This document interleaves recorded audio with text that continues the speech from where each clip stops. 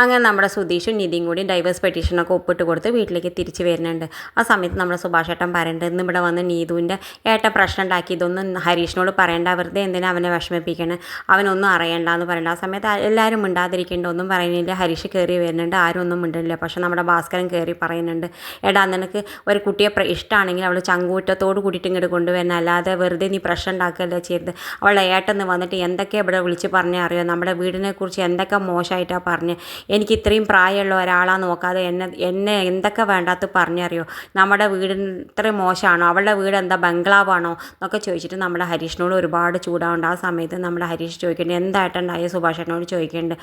ആ സമയത്ത് സുഭാഷ് പറയേണ്ടേ, അതൊക്കെ കാര്യമാക്കണ്ട, നീ അതൊക്കെ വിട്ട് കളഞ്ഞ, വലിയ പ്രശ്നം ഉണ്ടാക്കണ്ട, ഒന്നുമില്ല, അവരുടെ ഏട്ടനും ഫ്രണ്ട്സുമാർ വന്ന് വെറുതെ ഇവിടെ സംസാരിച്ചു എന്നേളൂ, അവളോട് നീ ശല്യം ചെയ്യരുതെന്നൊക്കെ പറഞ്ഞേളൂ എന്നൊക്കെ പറഞ്ഞിട്ട്. എന്തായാലും നമ്മുടെ ഹരീഷിനാണെങ്കിൽ വല്ലാത്ത ദേഷ്യം വരുന്നുണ്ട്. ഹരീഷ് ഇങ്ങനെ ഓരോന്ന് ആലോചിച്ച് രാത്രി ഇങ്ങനെ നടക്കുന്നുണ്ട്.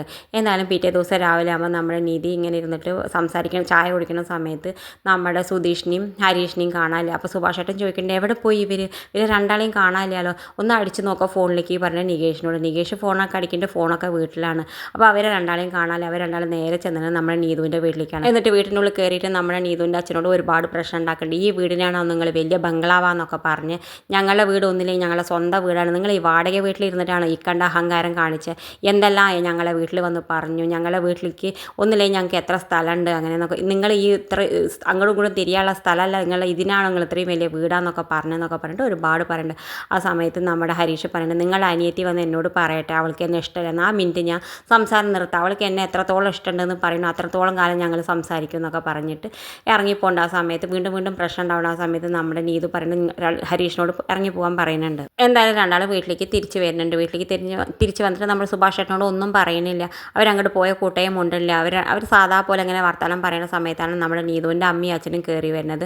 നീതുവിൻ്റെ അമ്മയും അച്ഛനും വീണ്ടും പ്രശ്നം ഉണ്ടാക്കുന്നുണ്ട്. എന്തിനാണ് ഞങ്ങളുടെ വീട്ടിലേക്ക് വന്ന് ഇങ്ങനെ പ്രശ്നം ഉണ്ടാക്കിയതെന്നൊക്കെ പറഞ്ഞ് വീണ്ടും വീണ്ടും ഓരോ തമ്മിത്തല്ലാവണുണ്ട്.